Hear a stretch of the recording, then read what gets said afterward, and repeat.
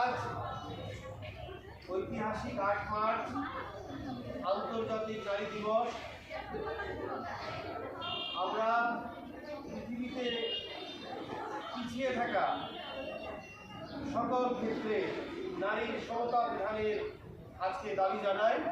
সেই সাথে আমাদের বাংলাদেশের প্রেক্ষাপটেও আমাদের নারী সমাজ পিছিয়ে পড়াদের মধ্যে অন্যতম। নারী সমাজ ছাড়াও বিভিন্ন ভাষা, ধর্ম, বর্ণ নির্বিশেষে এই সুন্দর বাংলাদেশে অনেক জাতিসত্তার মানুষও পিছিয়ে আছে।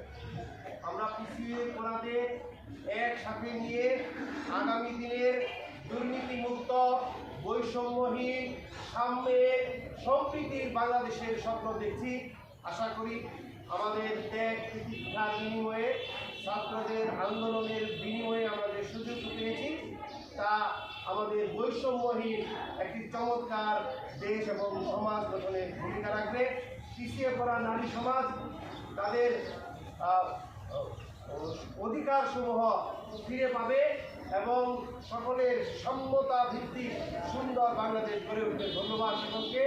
এই আশাবাদ ব্যক্ত করে জনউদ্যোগ শেরপুর জেলা কমিটির পক্ষ থেকে বাংলাদেশ মহিলা পরিষদ, শেরপুর জেলা সংসদ, RDS সহ মহিলা কলেজ, বয়েজ কলেজ, আমাদের শেরপুরের বিভিন্ন স্তরে বিভিন্ন সংগঠনের নারী নেত্রী সদস্যসমূহ পৃথিবীর সকল নারীর পক্ষে আজকে এই শেরপুরের র্যালিতে অংশগ্রহণ করলেন।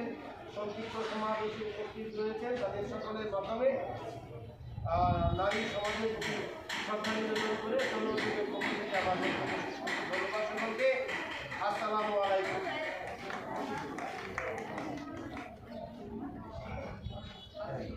আমাদের এই আন্তর্জাতিক নারী দিবস, এটা 1909 সাল থেকে চালু হচ্ছে। জার্মান সমাজতান্ত্রিক যারা নেতৃত্ব করেছিলেন মহিলা তো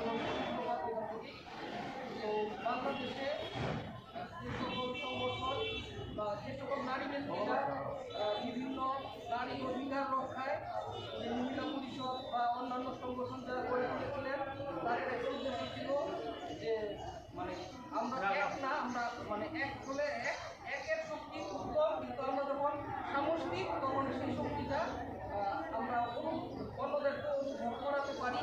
আমরা সবাই মিলে সেই শক্তিটা অর্জন করতে পারি।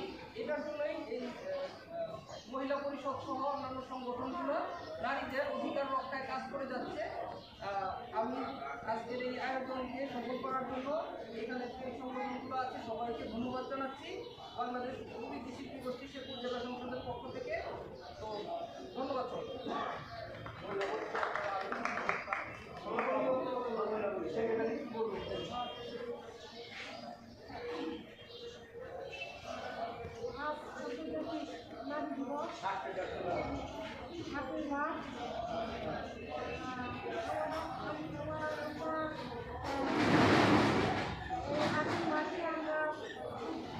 নারীর অধিকার নিয়ে আমাদের কথা বলার সুযোগ পাই।